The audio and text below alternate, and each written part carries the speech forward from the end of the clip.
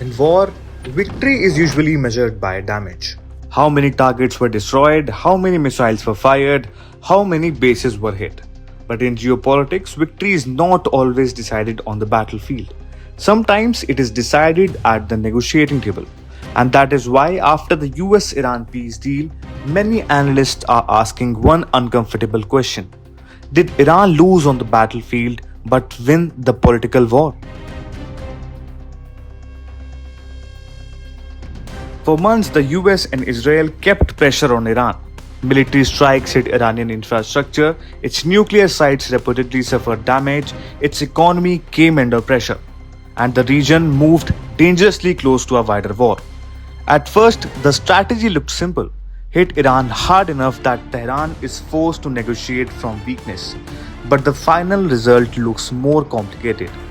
Because Iran did come to the table, but not as a country completely defeated.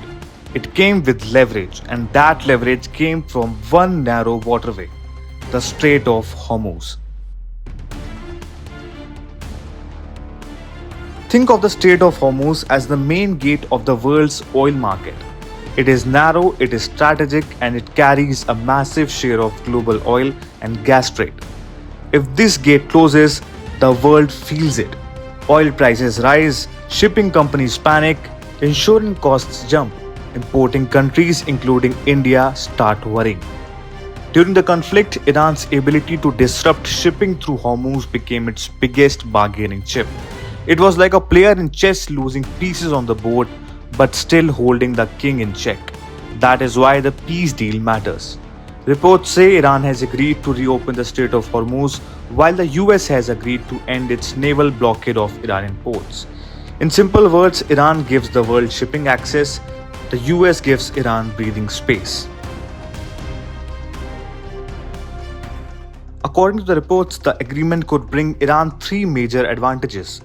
First, the end of the US naval blockade. Second, possible sanctions relief.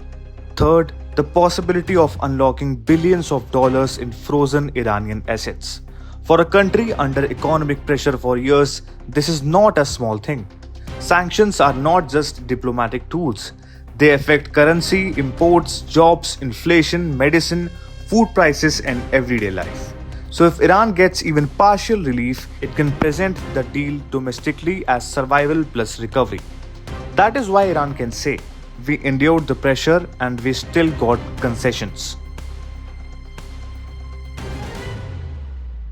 But the biggest issue is Iran's nuclear program. This was one of the main reasons behind the pressure on Tehran. The US and Israel have long argued that Iran's nuclear ambitions are a major threat. Iran, on the other hand, has maintained that its nuclear program is peaceful. Now, here is the key point. Reports suggest that the most difficult questions, Iran's enriched uranium stockpile, its nuclear infrastructure, and future restrictions, have not been fully settled yet. Instead, they are expected to be discussed during a technical negotiation period. That is important, because if the most sensitive nuclear questions are delayed, Iran gets time. And in diplomacy, time itself can be power. It means Tehran avoids immediate surrender on its most sensitive issue. It can negotiate later from a position where the war has stopped and pressure has reduced. Now, this does not mean the US got nothing. Washington can say it stopped a wider war. It reopened the oil route. It reduced pressure on global markets. It forced Iran back into negotiations. And it can argue that future talks may bring limits on Iran's nuclear program. For Donald Trump, this also gives a political message. He can say he ended a costly conflict and restored stability. But the problem is this: if the original aim was to permanently weaken Iran's nuclear and regional power, then the deal does not appear to finish that job, at least not yet. That is why critics say the US may have won a pause while Iran won room to breathe.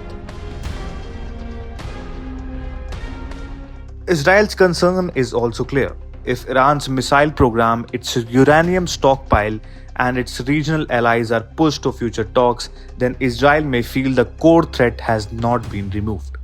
For Israel, the question is not only whether the war stops, the question is whether Iran comes out weaker. And if Iran keeps its strategic cards for future negotiations, Israel may see this deal as incomplete. This is why the peace agreement may reduce immediate fighting but not end the deeper rivalry. It pauses the fire, it does not erase the fuel. So, why does Iran look like the winner? Not because it escaped damage. It did not. Not because all sanctions are gone. They are not. Not because the nuclear issue is solved. It is not. Iran looks like the winner because it survived the military pressure and still reached a deal that may give it economic relief, diplomatic space, and negotiating power. That is the real story. Iran absorbed blows on the battlefield, but at the table it kept enough cards in hand. And in geopolitics, that can be enough to claim victory.